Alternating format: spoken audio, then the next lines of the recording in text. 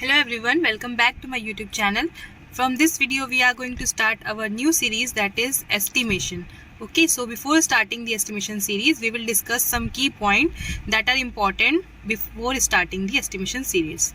Okay, so we will see all the point one by one. First point is that the nominal size of a brick. Okay, so you have to know the nominal size of a brick, because if you find the number of brick required for a particular area, then you have to know the nominal size of a brick. So nominal size of brick क्या होता है, 20 centimetre bye 10 centimetre bye 10 centimetre. ठीक है, number of brick निकालने के लिए आप क्या फॉर्मूला यूज करोगे. मान लीजिए आपको एक क्यूबिक मीटर में कितने ब्रिक लगते हैं वो पता करना है. ठीक है, तो 1 क्यूबिक मीटर को आप डिवाइड करोगे इसके नॉमिनल साइज से. नॉमिनल साइज ये मीटर में कन्वर्ट होगा तो 0.2 हो जाएगा 20 सेंटीमीटर, और 10 सेंटीमीटर 0.1 हो जाएगा 10 सेंटीमीटर, फिर अगेन 0.1 मीटर हो जाएगा. तो metre metre metre metre cube में आ जाएगा. तो जब आप इसे डिवाइड करोगे तो आपका आ जाएगा 500. ओके, सो इसका मतलब क्या हुआ, आप यहाँ पर कह सकते हो कि 1 क्यूबिक मीटर में आपका 500 नंबर ऑफ ब्रिक्स यूज होते हैं. Okay, so in 1 cubic metre 500 numbers of bricks are used. Okay, so this is the first point. आपको ये चीज़ ध्यान रखनी चाहिए क्योंकि डायरेक्ट कभी कभी क्वेश्चन पूछ देता है. फॉर एग्जांपल कि आपको 5 क्यूबिक मीटर में कितना आपको ब्रिक यूज होना है. ठीक है, तो आप वहाँ पर डायरेक्ट मल्टीप्लाई कर सकते हो अगर आपको पता होगा कि 1 क्यूबिक मीटर में आपका कितना ब्रिक यूज होता है. अगर 1 में आपका 500 यूज होता है तो आप 5 में या 10 में कितने में भी आप निकाल सकते हो सिंपली मल्टीप्लाई करके. ओके,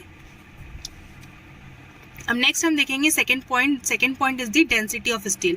डेंसिटी ऑफ स्टील आपको पता है कितनी होती है, 7850 kg पर मीटर क्यूब. ठीक है, डेंसिटी ऑफ स्टील होती है आपकी 7850 kg पर मीटर क्यूब. अब डेंसिटी आपको पता है तो यहाँ पर आप इसमें से आप स्टील कितना यूज होता है पर मीटर क्यूब आप ये भी निकाल सकते हैं. ठीक है, density equals to mass upon volume होता है, या फिर आप वेट अपॉन वॉल्यूम बोल सकते हो उसको. ठीक है, तो आपको क्या निकालना है, यहाँ पर वेट निकालना है कि कितना वेट आपका पर क्यूबिक मीटर में यूज होता है. तो weight is equals to weight अगर आप निकालोगे तो डेंसिटी इंटू वॉल्यूम हो जाएगा. तो डेंसिटी आपको पता है 7850 kg पर मीटर क्यूब होता है, और वॉल्यूम आप किसके लिए निकाल रहे हो, 1 क्यूबिक मीटर के लिए. ठीक है, तो 1 क्यूबिक मीटर को आप मल्टीप्लाई करोगे तो क्यूबिक मीटर कैंसिल हो जाएगा, तो आपका आ जाएगा आपका 1 क्यूबिक मीटर में आपका 7850 kg यूज होता है. ओके, आपका 1 क्यूबिक मीटर में 7850 kg ऑफ स्टील रिक्वायर होता है. ठीक है, नेक्स्ट हम देखेंगे third point, that is cement. Cement is having a density of 1440 kg पर मीटर क्यूब. 1440 kg पर मीटर क्यूब. एक बैग में 50 kg का बैग होता है. ठीक है, जनरली एक बैग जो होता है वो 50 kg का होता है. तो यहाँ पर अगर आप density equals to weight upon volume कर रहे हो और आपको यहाँ पर वॉल्यूम निकालना है. ठीक है, वॉल्यूम कितना वॉल्यूम ऑफ सीमेंट होता है आपका, तो वो क्या हो जाएगा, वॉल्यूम यहाँ रह जाएगा आपका, ये क्या हो जाएगा, वेट अपॉन डेंसिटी. वेट कितना है आपका 50 kg एक बैग के लिए, और डेंसिटी ऑफ सीमेंट आपको बताया अभी 1440 होता है. तो वेट अपॉन डेंसिटी आप करोगे तो आपका वॉल्यूम ऑफ सीमेंट आ जाएगा. ठीक है, कई सारी जगह में आपको दिया रहता है volume of cement will be equals to 0.0347 metre cube. ये आया कैसे, ये मैंने आपको यहाँ पर बताया. ठीक है, ये सिंपल डेंसिटी, मास और वॉल्यूम के रिलेशन से आप निकाल सकते हो. ठीक है, अगर आपको यहाँ पर कभी कभी कंफ्यूजन हो जाता है कि 0.347 था या 0.00347 है, ये सब बहुत बेसिक है, लेकिन जब आप सॉल्व करते हो न्यूमेरिकल उस टाइम कभी कभी कंफ्यूजन हो जाता है. तो इससे बेटर है कि आया कैसे आप वो भी जान लीजिए ताकि आपको याद ना करना पड़े से. ठीक है, so volume of cement will be equals to 0.0347 cubic metre. Okay, so 1 metre cube में आपके कितने नंबर ऑफ बैग्स यूज होते हैं, 1 मीटर क्यूब में आपके 28.8 नंबर्स ऑफ बैग यूज होते हैं. ये भी आपको ध्यान रखना है क्योंकि जब अगर आप सीमेंट का वॉल्यूम मीटर क्यूब में निकालते हो तो आपको नंबर ऑफ बैग में भी निकालना पड़ता है, क्योंकि परचेजिंग आप मीटर क्यूब में तो कर नहीं सकते, इसलिए आपको नंबर ऑफ बैग में परचेज करना पड़ता है. तो अगर आपको 1 मीटर क्यूब में 28.8 नंबर ऑफ बैग लगते हैं तो आपको 2 मीटर क्यूब या 10 मीटर क्यूब में कितना लगेगा वो आप सिंपली मल्टीप्लाई करके निकाल सकते हो. ठीक है, अब नेक्स्ट इंपॉर्टेंट पॉइंट देख लेते हैं हम एस्टिमेशन में. जब हम एस्टिमेशन के क्वेश्चन सॉल्व करते हैं, आरसीसी पीसीसी फाइंड आउट करते हैं, उस टाइम हमें जरूरत पड़ती है इसके रेशियो की. ठीक है, ये रेशियोज बहुत इंपॉर्टेंट होते हैं, ये हम आरसीसी में भी पढ़ते हैं और ये जनरल बेसिक्स हैं, सबको पता होना चाहिए, लेकिन हम लोग इसे एक बार फिर से रिवाइज कर लेंगे बिफोर स्टार्टिंग अवर एस्टिमेशन सीरीज। ओके, सो M5 का रेशियो होता है 1:5:10, M10 का रेशियो होता है 1:3:6, M15 का रेशियो होता है 1:2:4, M20 का रेशियो होता है 1:1.5:3, M25 का रेशियो होता है 1:1:2। ओके, आपका मेन आपको ध्यान रखना है M20 का आप ऐसे याद रखिए 1:1.5:3। ओके, डबल होता है, यहाँ 1.5 रहता है, 1.5 का डबल 3 हो जाता है, ये चीज़ आप ध्यान रखिएगा, ठीक है। और आपको M15 का भी ध्यान रखना चाहिए 1:2:4, ठीक है, ये दोनों आपको जनरली ध्यान रखने चाहिए, ठीक है। नेक्स्ट हम देखेंगे कुछ इंपॉर्टेंट पॉइंट्स जो आपको पता होने चाहिए, ठीक है। For opening less than 0.5 metre square metre no deduction shall be made, ठीक है। अगर आपका कोई वॉल है उसमें 0.5 स्क्वायर मीटर की ओपनिंग है तो आपको वहां पर डिडक्शन नहीं लेना है, ठीक है। अगर आपका उससे बड़ा है तो उस केस में आप डिडक्शन लेते हैं हम लोग, ठीक है। डेंसिटी ऑफ सैंड कितना होता है आपका 1450 से लेके 1550 kg पर metre cube. Okay, next we will see some other important points. The ratio of cement mortar for wall plastering. wall plaster जब आप करते हो तो उस टाइम आप सीमेंट मोर्टर का रेशियो क्या लेते हो 1:6, और सीलिंग जब प्लास्टर होता है तो उसका रेशियो कितना हो जाता है सीमेंट मोर्टर का 1:4।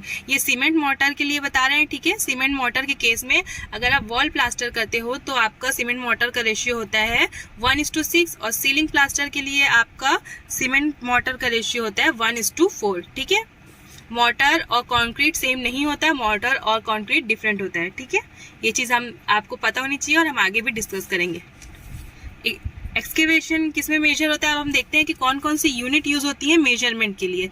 एक्सकेवेशन जब हम करते हैं तो वो जनरली हम लोग क्यूबिक मीटर में ही मेजर करते हैं, ठीक है। बट अगर उसका जो डेप्थ है आपका एक्सकेवेशन का, फॉर एग्जांपल कि आप एक स्क्वायर एरिया का एक्सकेवेशन कर रहे हो फाउंडेशन के लिए, ठीक है, लेकिन अगर आप किसी और चीज़ के लिए इसका एक्सकेवेशन कर रहे हो, फॉर एग्जांपल जिसकी डेप्थ बहुत कंसिडरेबल नहीं है, बहुत कम है, तो उस केस में ही आप एक्सकेवेशन को स्क्वायर मीटर यानी कि मीटर स्क्वायर में लोगे, ठीक है। जनरली आप जब हम एक्सकेवेशन करते हैं जिसकी डेप्थ ज़्यादा होती है उसको हम क्यूबिक मीटर में ही लेते हैं, ठीक है।